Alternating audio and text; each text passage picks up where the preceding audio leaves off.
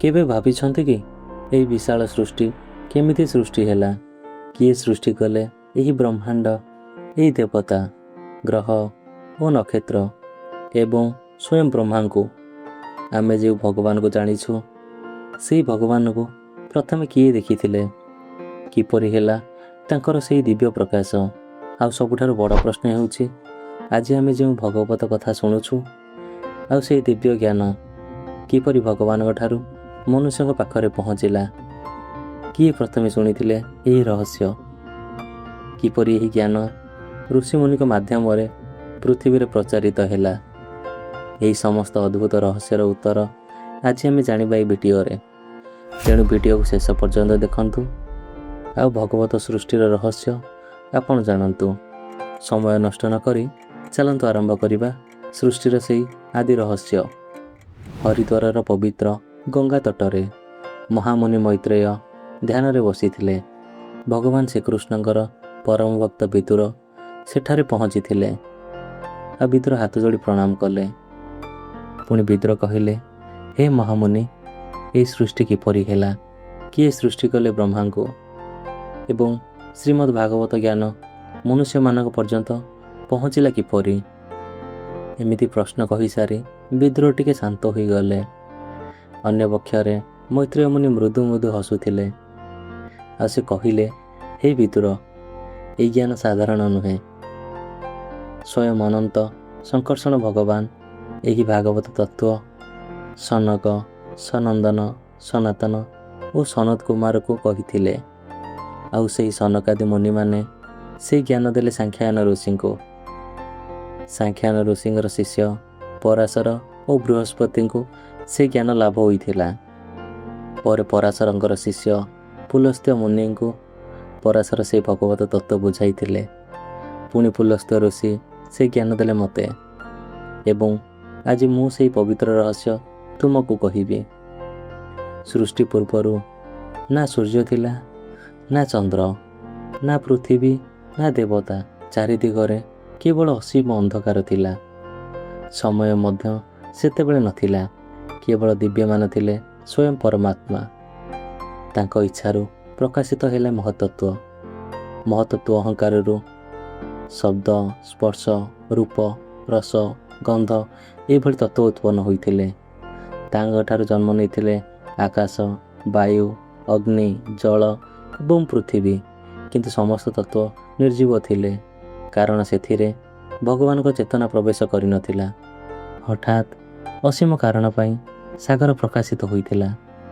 ସେହି ସାଗର ମଧ୍ୟରେ ପ୍ରକାଶିତ ହେଲେ ଦିବ୍ୟ ଅନନ୍ତ ନାଗ। ତାଙ୍କ ଶରୀର ଚନ୍ଦ୍ର ସଦୃଶ ଧବଳ। ହଜାର ଫଣାରେ ଦିବ୍ୟ ମଣି ପ୍ରଜ୍ୱଳିତ ଥିଲା। ପ୍ରତ୍ୟେକ ଫଣାର ତେଜରେ ଅନ୍ଧକାର ନଷ୍ଟ ହୋଇଯାଉଥିଲା। ସେହି ଅନନ୍ତ ନାଗ ଉପରେ ଦିବ୍ୟ ଯୋଗନିଦ୍ରାରେ ଶୟନ କରିଥିଲେ ସ୍ୱୟଂ ଶ୍ରୀହରି ନାରାୟଣ। ପୁଣି ଭଗବାନଙ୍କ ନାଭିରୁ ଧୀରେ ଧୀରେ ପ୍ରକାଶିତ ହେଲା ଏକ ସୁବର୍ଣ୍ଣ ପଦ୍ମ କଳିକା। ସେହି କଳିକା ବଢ଼ିବାରେ ଲାଗିଲା ଓ ଆକାଶକୁ ସ୍ପର୍ଶ କଲା। ଏବଂ ହଠାତ୍ ଦିବ୍ୟ ଆଲୋକ ଚତୁର୍ଦିଗରେ ଖେଳିଗଲା। ଆଉ ପଦ୍ମ ସୂର୍ଯ୍ୟଙ୍କ ଭଳି ଚମକି ଉଠିଲା। ସେହି ପଦ୍ମର ମଧ୍ୟଭାଗରେ ପ୍ରକାଶିତ ହେଲେ ଚତୁରାନନ ବ୍ରହ୍ମା। କିନ୍ତୁ ସେ ଆଶ୍ଚର୍ଯ୍ୟରେ ପଡ଼ିଗଲେ। ସେ ଭାବିଲେ, ମୁଁ କିଏ? ମୋତେ କାହିଁକି ସୃଷ୍ଟି କଲେ? ସେ ଚାରିଦିଗକୁ ଦେଖିଲେ। ପୂର୍ବ, ପଶ୍ଚିମ, ଉତ୍ତର, ଦକ୍ଷିଣ ଏବଂ ଚାରିଦିଗ ଦେଖିବା ପାଇଁ ତାଙ୍କର ଚାରିଗୋଟି ମୁଣ୍ଡ ପ୍ରକାଶିତ ହେଲା। ବ୍ରହ୍ମା ପଦ୍ମର ତଣ୍ଟି ଭିତରକୁ ପ୍ରବେଶ କଲେ ଏବଂ ସୃଷ୍ଟିକର୍ତ୍ତାଙ୍କୁ ଖୋଜିବା ପାଇଁ ଲାଗିଲେ। ହଜାର ହଜାର ବର୍ଷ ବିତିଗଲା, କିନ୍ତୁ ତାଙ୍କୁ କିଛି ମିଳିଲା ନାହିଁ। ସେ କ୍ଳାନ୍ତ ହୋଇ ପୁନର୍ବାର ପଦ୍ମ ଉପରେ ଆସି ବସିଗଲେ। ତାହାପରେ ଆକାଶରୁ ଶୁଣାଗଲା ଏକ ଦିବ୍ୟ ଧ୍ୱନି। ବ୍ରହ୍ମା ଗଭୀର ଧ୍ୟାନରେ ବସିଲେ। ହଜାର ହଜାର ଦିବ୍ୟ ବର୍ଷ ପର୍ଯ୍ୟନ୍ତ ସେ ତପସ୍ୟା କରିଥିଲେ। ପୁଣି ତାଙ୍କ ହୃଦୟ ଶୁଦ୍ଧ ହେଲା, ତାଙ୍କ ମନ ସ୍ଥିର ହେଲା। ହଠାତ୍ ଅନ୍ଧକାର କମ୍ପି ଉଠିଲା। ଏକ ଅସୀମ ଦିବ୍ୟ ଜ୍ୟୋତି ଚାରିଦିଗକୁ ପ୍ରକାଶିତ କଲା। ଧୀରେ ଧୀରେ ସେହି ଜ୍ୟୋତି ମଧ୍ୟରେ ବ୍ରହ୍ମା ଦେଖିଲେ ଅନନ୍ତ ସାଗର ମଧ୍ୟରେ ଧବଳଯୁକ୍ତ ଅନନ୍ତ ଶେଷ ନାଗ। ତାଙ୍କ ହଜାର ଫଣାରେ ଦିବ୍ୟ ମଣି ପ୍ରଜ୍ୱଳିତ ଥିଲା ଏବଂ ସେହି ଅନନ୍ତ ନାଗ ଉପରେ ଶୟନ କରୁଥିବା ସ୍ୱୟଂ ଶ୍ରୀହରି ନାରାୟଣ। ବ୍ରହ୍ମାଙ୍କ ଆଖିରେ ଅଶ୍ରୁ ଭରିଗଲା। ସେ ଶ୍ରୀହରିଙ୍କ ଦେହ ନବୀନ ବର୍ଷା ମେଘ ସଦୃଶ ଶ୍ୟାମଳ ବର୍ଣ୍ଣ ଥିଲା। ତାଙ୍କ ଶରୀରରୁ ବାହାରୁଥିବା ସେ ଦିବ୍ୟ ଜ୍ୟୋତି କୋଟି କୋଟି ସୂର୍ଯ୍ୟଙ୍କୁ ମଧ୍ୟ ତେଜହୀନ କରିଦେଇପାରିବ। ତାଙ୍କର ଚକ୍ଷୁ ପୂର୍ଣ୍ଣ ବିକଶିତ ପଦ୍ମ ସଦୃଶ୍ୟ ଅସୀମ କରୁଣାରେ ଭରିଗଲେ। ତାଙ୍କ ମୁହଁରୁ ମୃଦୁ ହସ ସମସ୍ତ ଭୟକୁ ନଷ୍ଟ କରୁଥିଲା। ତାଙ୍କ ବକ୍ଷସ୍ଥଳରେ ଦିବ୍ୟ କସ୍ତୁଭ ମଣି ଏମିତି ଶୋଭା ପାଉଥିଲା ଯେମିତି ସମ୍ପୂର୍ଣ୍ଣ ଅନ୍ଧକାରରେ ଶୋଭା ପାଉଥିବା ସେ ଚନ୍ଦ୍ର। ପୀତାମ୍ବରୀ ପବନରେ ଧୀରେ ଧୀରେ ଦୋହଲୁଥିଲା।